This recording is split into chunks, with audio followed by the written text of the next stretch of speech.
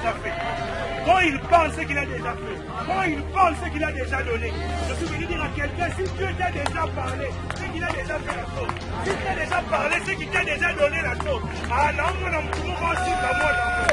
Non, mon amour, aussi dans mon amour. Non, mon amour. Ensemble, je veux que vous puissiez m'aider à accueillir le prophète de grâce qui doit parler.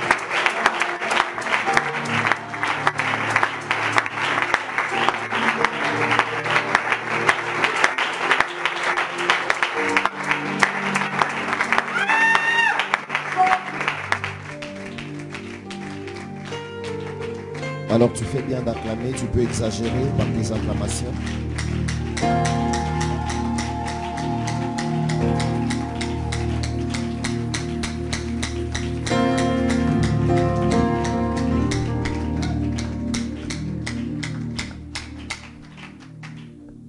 Merci d'avoir acclamé pour Jésus. Alors je nous prie de prendre nos Bibles rapidement, sans plus tarder. Je sais que je n'ai pas beaucoup de temps, mais je dis merci au Seigneur pour cette grâce qu'il m'accorde de me tenir au devant de vous. Et je crois que le Seigneur m'a certainement envoyé pour une personne qu'il a décidé de visiter en ce temps-ci. Et je dis merci au Seigneur pour la vie de son serviteur, qui est une grande bénédiction pour le corps de Christ et pour moi en particulier. Est-ce que nous pouvons joindre nos mains et célébrer le Seigneur pour la vie du pasteur Francis?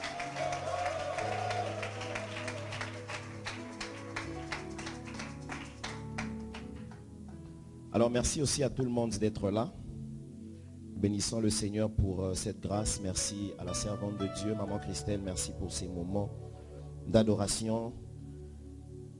Et merci pour cette onction qui nous a précédés. Et je crois que le Seigneur va également nous aider à bénir une personne. Je ne suis pas venu seul, je suis venu avec un homme de Dieu qui est visionnaire d'une communauté qui est née à Lubumbashi, ça fait des années, en la personne de l'apôtre Arthur Lopaka. Est-ce qu'on peut m'aider à célébrer le Seigneur pour sa vie?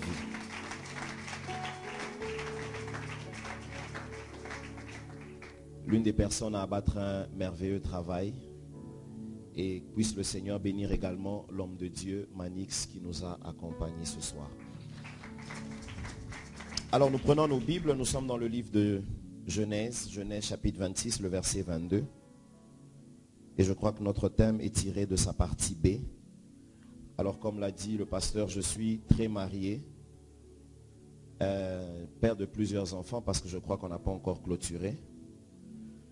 Et je suis marié sans intention de divorcer. Donc je me rends compte que tous les jours que je me réveille, je continue à être amoureux de ma femme. Nalobi Mabea. Genèse chapitre 26, le verset 22, nous lisons la parole du Seigneur. Il est écrit: il se transporta de là et creusa un autre puits, pour lequel on ne chercha pas querelle, et il l'appela Rehoboth. Car, dit-il, l'Éternel nous a maintenant mis au large et nous prospérerons dans le... Or, je disais à quelqu'un, nous prospérerons. Or, je disais à quelqu'un, nous prospérerons. Que le Seigneur nous bénisse, nous pouvons nous rasseoir dans le nom de Jésus. Alors, ce soir, je vais parler pendant quelques instants et je suis venu avec une parole pour quelqu'un. Et je suis convaincu qu'après cette retraite, les choses ne seront plus les mêmes. Alors nous sommes dans une histoire assez fascinante, une histoire extraordinaire. C'est l'histoire d'Isaac qui s'est retrouvé plusieurs fois en querelle avec différentes personnes en ce qui concernait les puits. Et au final, le Seigneur va lui faire grâce et le Seigneur va finalement le mettre au large et il va se rendre compte que cette fois-là, il va jouir de la terre que le Seigneur lui avait donnée et du puits que le Seigneur lui avait accordé. Et il s'est rendu compte que c'était une nouvelle saison. J'aimerais dire à quelqu'un d'entrer en jeu, quel que soit ce que tu as vécu avant cette retraite, il y a un temps que Dieu vient d'arrêter pour toi. Je pensais que j'étais à Corée, mais jusque-là, je ne suis pas encore. Je dis, Dieu est en train de vouloir faire du bien à quelqu'un. Alors j'aimerais parler rapidement de quelques ingrédients qui vont nous emmener à entrer dans notre Rehoboth. Lorsque vous lisez ce texte, nous sommes dans Genèse 26, le verset 22, mais dans sa partie B. Mais vous allez vous rendre compte qu'avant cela, la Bible est en train de commencer cette histoire de manière merveilleuse. La Bible dit qu'il eut une famine dans le pays. Ça veut dire qu'il y avait déjà eu une famine comme ça du temps d'Abraham. Et la même chose est revenue du temps d'Isaac. Et ce n'était pas au fait à la même période, mais c'est comme si cette famine était venue avec des similitudes. C'est comme si c'était la même histoire qui se reproduisait. Et la Bible dit que quand cette histoire de la famine a commencé à se produire, à se passer, la Bible dit, là je suis au verset 1er, au verset 2, la Bible dit que l'Éternel est apparu à Isaac. Pendant qu'il était dans un moment difficile, le Seigneur est venu vers lui et le Seigneur a commencé à parler avec Isaac. C'était un peu comme si le Seigneur voulait dire à Isaac, cette histoire certainement que ton père Abraham te l'a déjà racontée. C'est comme si Abraham avait déjà raconté un jour cette histoire à Isaac pour lui dire, tu sais, il y a un moment où nous avons connu une famine et un jour le Seigneur m'avait demandé de descendre en Égypte. Et ce qui était merveilleux, c'est que quand je suis descendu en Égypte, là en Égypte, le Seigneur m'a béni. Et ensuite, j'ai quitté l'Égypte avec plusieurs biens et plusieurs serviteurs à mes trousses ou encore à mon service. C'est ainsi qu'au verset 2, on donne pratiquement ce détail pour dire que quand le Seigneur est apparu à Isaac, il lui a dit, ne descends pas en Égypte. Alors je me pose la question, est-ce que Isaac avait l'intention de descendre en Égypte? Peut-être pas, mais certainement qu'il avait déjà écouté cette histoire. Il y a des choses qui nous arrivent lorsqu'on regarde ce qu'on traverse. On a souvent tendance à vouloir se référer à ce que Dieu a fait avec les autres. Mais Dieu dit à Isaac, toi ne descends pas en Égypte. La première des choses ou le premier ingrédient qui peut t'emmener à vivre ou à entrer à Rehoboth, c'est d'apprendre que tu n'es pas les autres. Or, je suis venu dire à quelqu'un, ne vis pas ta vie comme les autres. Ne pense pas que Dieu fera les choses comme les autres. Il est possible que l'Esprit descende dans la chambre haute après qu'on ait prié. Mais il est aussi possible dans Actes, un peu plus loin, que l'Esprit descende pendant qu'on est en train de prêcher. Mais il est possible que plus tard, on soit en train d'imposer les mains et que l'Esprit descende. Dieu peut faire la même chose sans passer par les mêmes méthodes. Oh, j'ai envie de dire à quelqu'un, ta visitation ne passera pas par la même voie que celle de ton voisin. J'aimerais bénir 10 personnes ce soir en déclarant qu'après cette retraite, Dieu te fera du bien différemment de tes voisins. Je n'ai pas entendu l'amen d'une personne qui croit que Dieu est sur le point de lui faire du bien. Oh, tu commences à comprendre. J'étais en train de vouloir dire à quelqu'un que nous sommes dans un culte à voisins fermés, où la manière de te comporter n'est pas semblable ou n'est pas la même que celle de ton voisin. Il y a des moments où on a besoin d'être charismatique, mais il y a des moments où on sent que ça c'est une prophétie pour moi. Et je ne suis pas venu prêcher, mais je suis venu prophétiser sur la vie de quelqu'un. J'ai envie de dire à quelqu'un, si les autres ont réussi, à Paris, aux États-Unis, au Sénégal, nous allons prospérer dans le pays. Alors j'ai envie de dire aux autres, ils peuvent partir. Mais tant que nous n'avons pas joui des richesses de ce pays, nous ne partirons pas. Cette année, Dieu nous visitera certainement. Je n'ai pas entendu quelqu'un me donner un amen. Je dis nous allons prospérer dans ce pays. Mais j'ai envie de dire à quelqu'un, toi tu n'es pas moi. Tu ne peux pas présenter à David la mer rouge. Parce que David, il lui faut un Goliath. Tu ne peux pas présenter Goliath à Moïse. Parce que Moïse a besoin de... J'ai envie de dire à quelqu'un, je ne serai jamais devant tes défis, mais j'aurai le Dieu qui me lèvera devant mes défis. Nous n'avons peut-être pas la même mission. Le même Dieu, mais pas les mêmes méthodes pour nous faire du bien.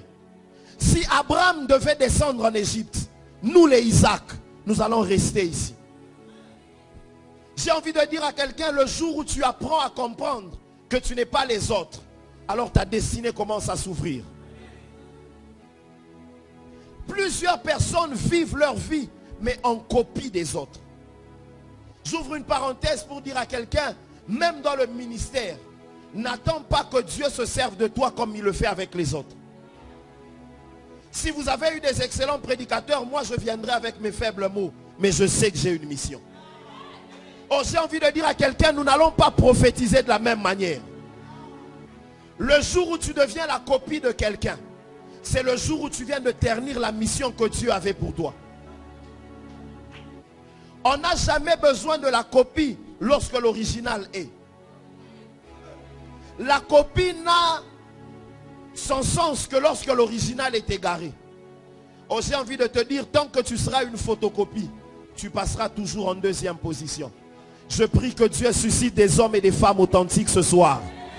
Des hommes et des femmes qui ne parleront pas de la même manière, qui ne vont pas opérer de la même manière, qui ne vont pas chanter de la même manière, mais qui réussiront dans le couloir où Dieu les a placés.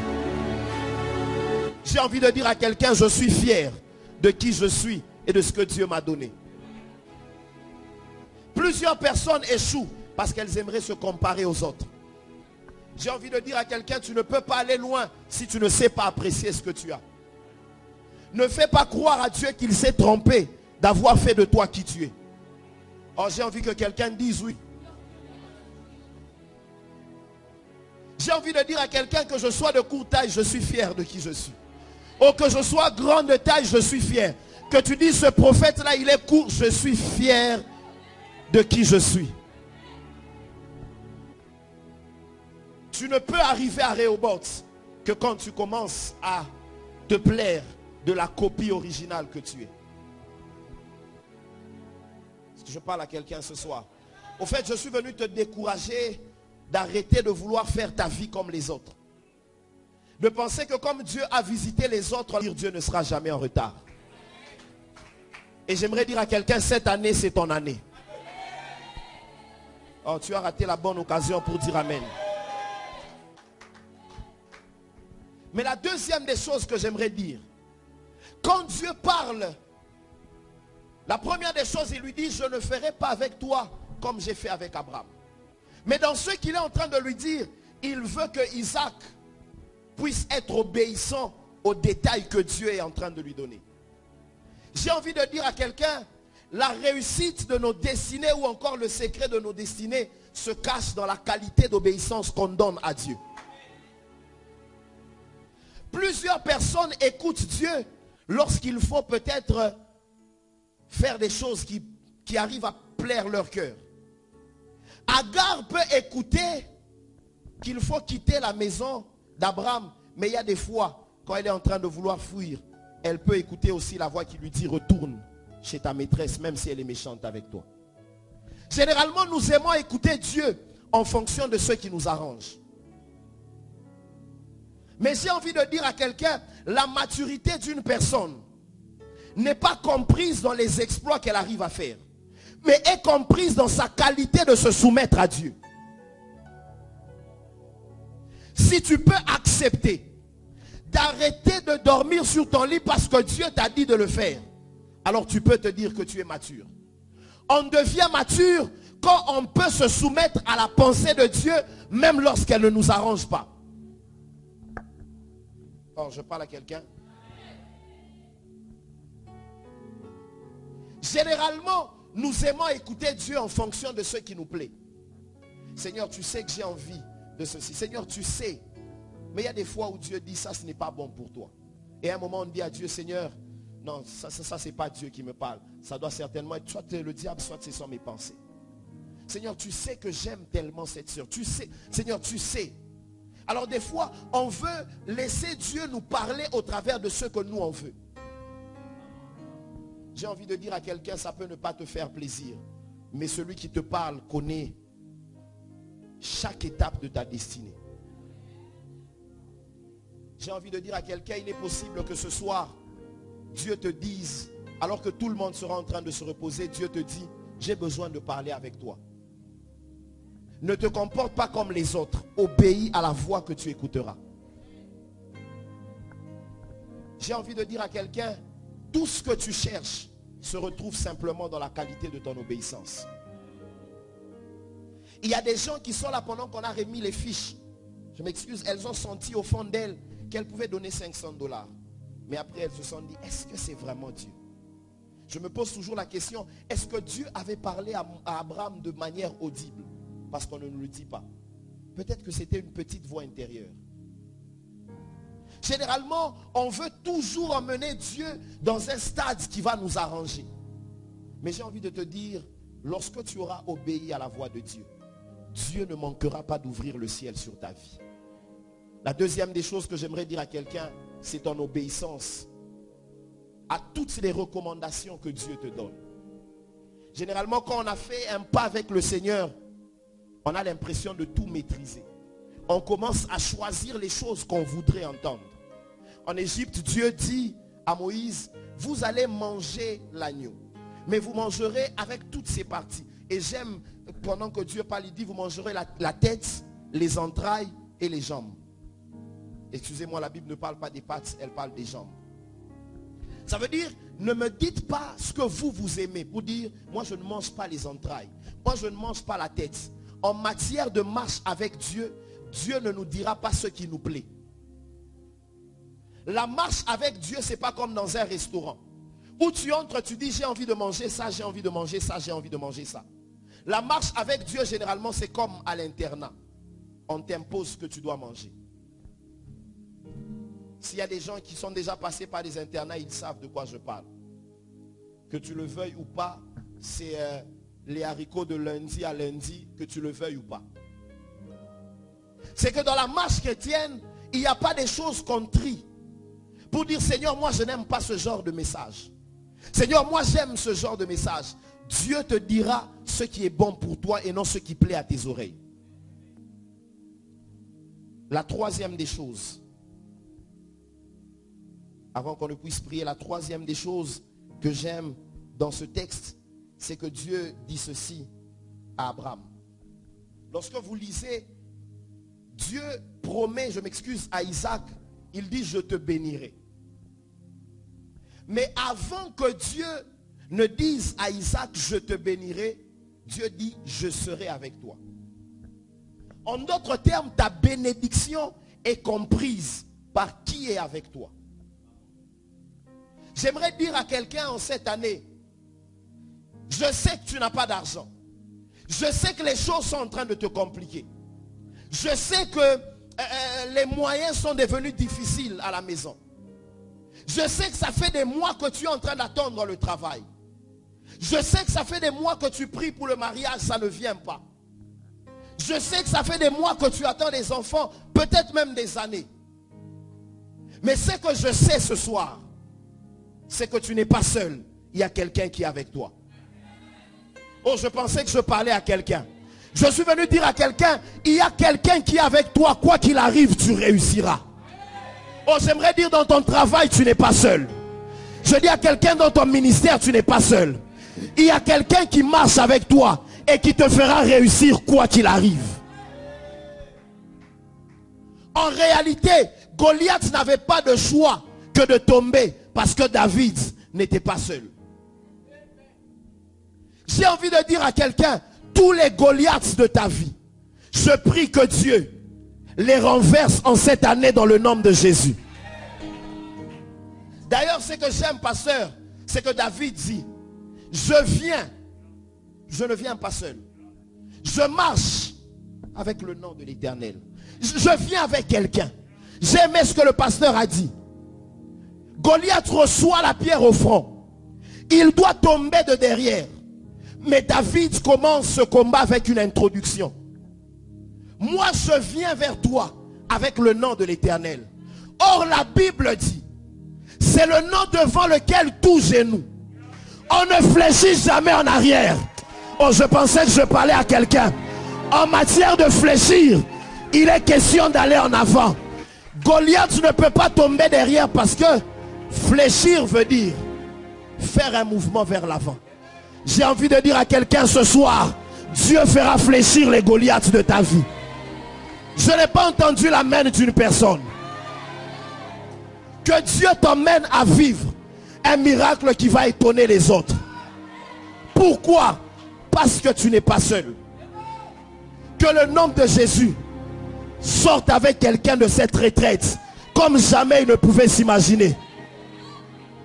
Aide-moi à taper ton voisin avec ton coude légèrement et dis-lui, les Goliaths de ta vie vont tomber. Si tu te rends compte qu'il te boude, cherche un voisin prophétique. Toi aussi, cherche un voisin prophétique. Bétaille bien. Yébisaï, les Goliaths de ta vie vont fléchir.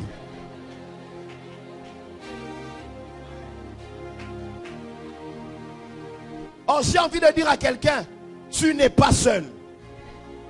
Tu es avec quelqu'un qui te fera réussir. Voyez-vous, pasteur, ce que j'aime, c'est qu'il y a un homme qu'on appelle Pierre. Pierre était un pêcheur et Pierre maîtrisait très bien la pêche. Pierre maîtrisait les temps favorables pour avoir les meilleurs poissons. Et Pierre connaissait quelle eau pouvait lui donner les bons poissons. Mais malgré la maîtrise de Pierre, un jour Pierre a échoué. Quels que soient nos diplômes et la maîtrise qu'on peut avoir dans tel ou tel autre domaine, tant que Jésus n'est pas dans notre barque, il est possible qu'on échoue. J'aimerais dire à quelqu'un, ta maîtrise sans Jésus ne vaut rien. Je dis à quelqu'un, tes diplômes sans Jésus. Oh, parle avec moi. Je dis, tes diplômes sans Jésus. Je pensais qu'il y a quelqu'un qui allait dire ne vaut rien. J'ai envie de dire à quelqu'un, tes relations sans Jésus. Mais en cette année, j'aimerais dire à quelqu'un, toutes les relations que tu as, Dieu permettra à ce que tu puisses jouir de ces relations. Non, nous refusons des saisons où on peut dire, tel ministre je connais, telle personne je connais. Mais quels sont les avantages que tu as de... Cette année ici, je me tiens comme un prophète de Dieu. Que Dieu permette à ce que tu puisses jouir de toutes les relations.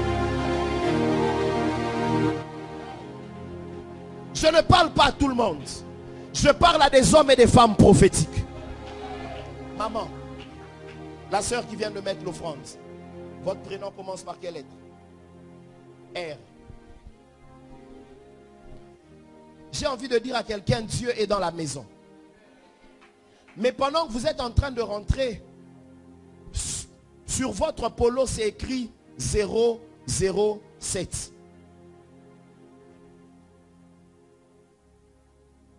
Il y a quelqu'un qui vient de regarder et dit sur le polo, il n'y a rien. Je dis, j'ai vu sur ton polo, il y avait 0, 0 et puis 7. Ça peut même être la terminaison d'un numéro de téléphone. Pardon? C'est votre numéro de téléphone.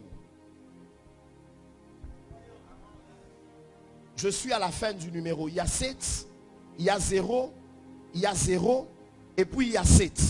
Et puis il y a 8. Au fait, je parle d'un 0,82. Que ça ne te complique pas, maman. Et puis il y a 4, il y a 2, il y a 8, il y a 7, il y a 0, 0, et puis il y a 7. Pendant que tu viens mettre ton offrande, tu es en train d'attendre que Dieu te fraye un chemin. Il est possible que tu sois entre deux chemins. Mais je vois le Dieu du ciel commencer à clarifier la voie. Je prie pour quelqu'un qui était dans une zone de confusion. Cette année ici, Dieu est en train de clarifier les choses dans ta vie. Tu as raté la bonne occasion pour dire Amen. J'ai envie de parler à quelqu'un qui va occuper un poste. Je ne parle pas des choses terre à terre. Je parle de quelqu'un qui va entrer dans une entreprise. Quelque temps après, il va connaître une promotion. Après, il va connaître une promotion. Que Dieu libère une saison de travail dans le nom de Jésus. Oh, tu as raté la bonne occasion pour dire Amen. Je parle comme un prophète. Que cette nuit, tu ne dormiras pas avec les mêmes dispositifs. Je t'annonce que spirituellement, il y a des choses qui se passent.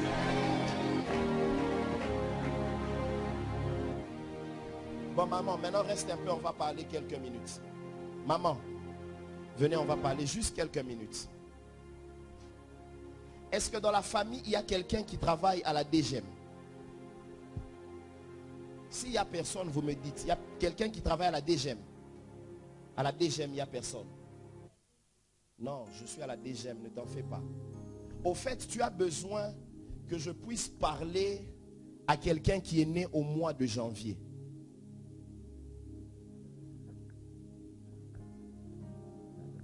Vous êtes combien dans votre famille?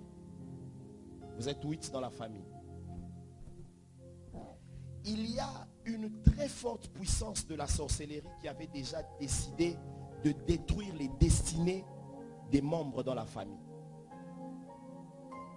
Vous devez avoir une sœur. Maman, vous connaissez Kasongo? Pendant que vous avez mis votre offrande, vous avez pris 2 enfants et puis vous avez commencé à partir. J'ai envie de dire à quelqu'un, personne ne bloquera ta maternité. Et pendant que je parle, je vois Dieu vous visiter, maman, dans le domaine des finances. Je vois où vous habitez, mais je vois que vous êtes en train de déménager. Parce que Dieu vous donne quelque chose d'excellent et d'exceptionnel. Talayebisa voisin ayo, tu ne sortiras pas tel que tu étais entré. Pendant que je parle et que vous vous tournez sur votre dos, c'est écrit HK au carré. Ça vous dit quelque chose? Ah, ok. Donc, je suis en train de vouloir parler de, c'est quoi? Kapongo, Hyacinthe et de Harmonie Kasongo. Pendant que je parle, Dieu vient d'accepter de vous visiter ce soir.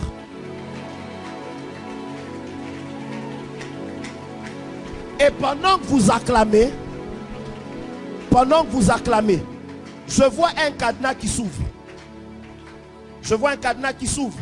Et je vois un ange qui quitte où vous êtes pour aller vers le frère qui a déjà mis sa main à la bouche comme ça. Vous le connaissez? C'est son mari.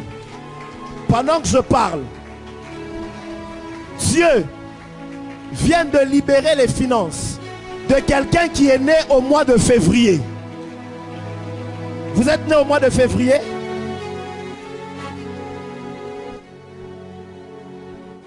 Pourquoi dans votre main c'est écrit le 6? Vous êtes né le 6 février.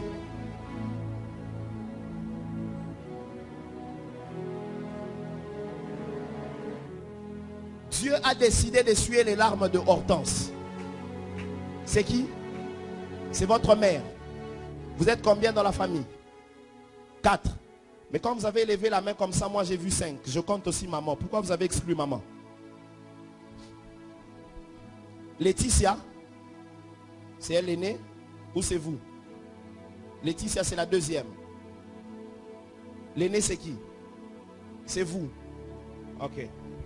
Donc, Dieu vient de libérer les finances de celui qui est né au mois de février le 6. Je parle des choses qui sont en train de commencer dans votre vie au mois d'avril. Je me tiens comme un prophète ici, étant dans le présent mais ayant les yeux dans le futur. Que Dieu puisse changer les paramètres de vos finances dans le nom de Jésus.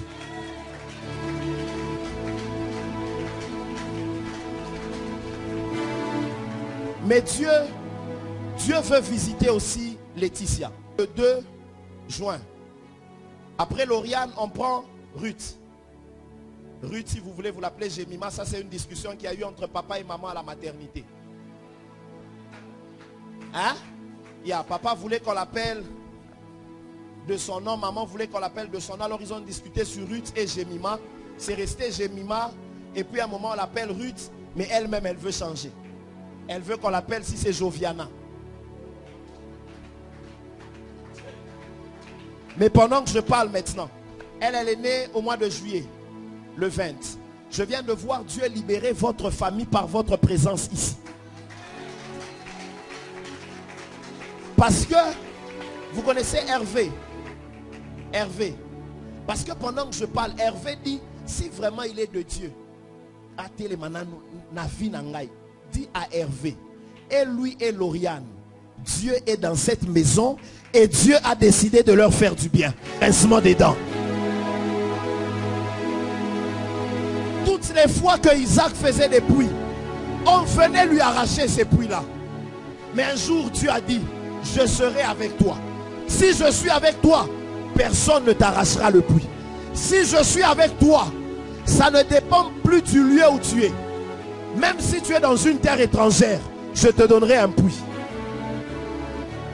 J'ai envie de dire à quelqu'un, ta réussite ne dépend plus d'où tu seras. Mais ta réussite sera conditionnée par qui est avec toi. Dans le ministère, tu réussiras. Dans le séculier, tu réussiras. Oh, je disais à quelqu'un, tu réussiras. Ton commerce réussira. Tes affaires réussiront. Je prie pour quelqu'un, que Dieu le visite avant qu'il ne soit demain. Même dans ton songe, que Dieu vienne te dire. Je dis même dans ton songe, que Dieu vienne te dire, Francis, ta saison est arrivée. Les morts ressusciteront. Les malades seront guéris. Le réveil arrive par toi. Je prie que Dieu visite quelqu'un ce soir.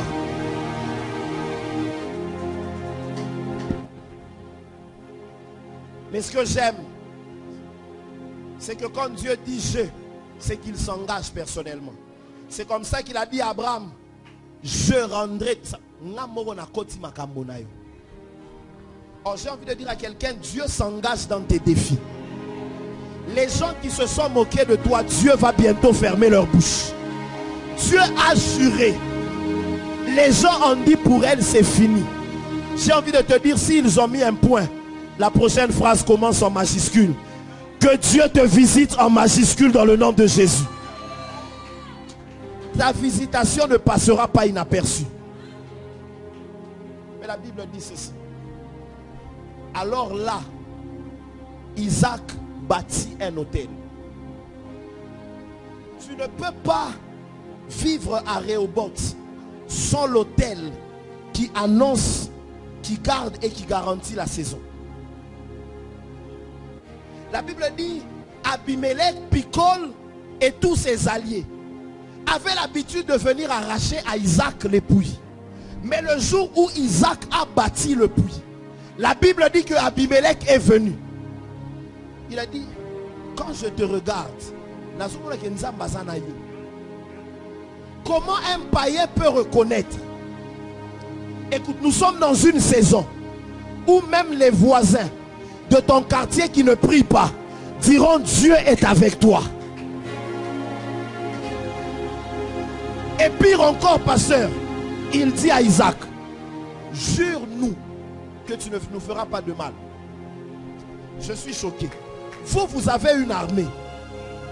C'est vous qui m'avez arraché tout ce que j'avais en premier. Mais moi je suis seul. Comment vous venez me dire que je dois jurer pour que je ne vous fasse pas du mal? Donc ça veut dire, quand Abimelech regardait Isaac, il voyait une armée derrière Isaac.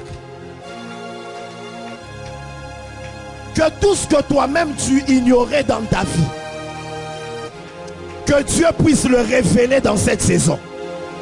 Il y a des prophètes et des prophétesses ici. Dieu va révéler cette onction avant la fin de cette retraite. Pasteur, il y a des apôtres, il y a des évangélistes, des docteurs qui vont fonctionner dans le miracle, la guérison. Mais jusqu'ici, ce n'était pas encore manifeste. Dieu va le manifester bientôt. Il y a des milliardaires ici. Milliardaire. Je dis, il y a des milliardaires ici. Dieu va bientôt les manifester. Vous savez, pasteur, que dans la chambre haute, ce jour-là, ils étaient en train de prier. Pendant que Pierre priait, à un moment, il ouvre les yeux. Il se rend compte qu'il y a une flamme sur la tête de Jean. Même Jean lui-même ne s'était pas encore rendu compte. C'est qu'ils étaient dans les rababachas. Il y a des choses en toi que jusque-là toi-même tu ignores. mais que ton entourage va bientôt remarquer. Voilà pourquoi j'ai envie de dire à quelqu'un, quand les gens viennent pour dire non, maman Christelle, dans un problème dans la classe, Minerva est compliqué, cette personne vient de voir en vous des milliers qui peuvent répondre à ses besoins. Il y a des malades qui viendront vous dire, il y a des malades qui viendront dire, pasteur, j'ai besoin de la prière. Ne dites pas, non. Il y a des choses que vous-même vous ignorez, mais que Dieu va révéler. J'ai envie de dire à quelqu'un, même si tu vois quelqu'un qui est marié, qui vient demander auprès de toi un conseil de couple, ne dis pas un mot célibataire. Il y a des choses en toi que toi-même tu ignores qui seront révélées par le temps.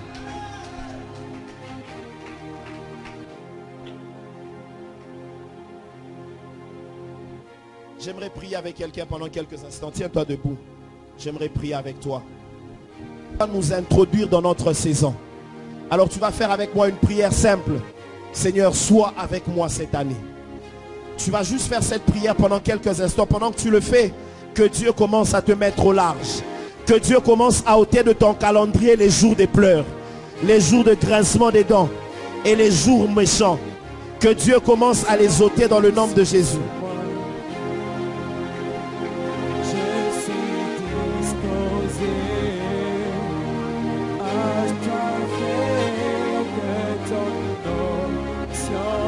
Parle avec moi pendant quelques instants. Dans 2 minutes, je vais rendre le micro.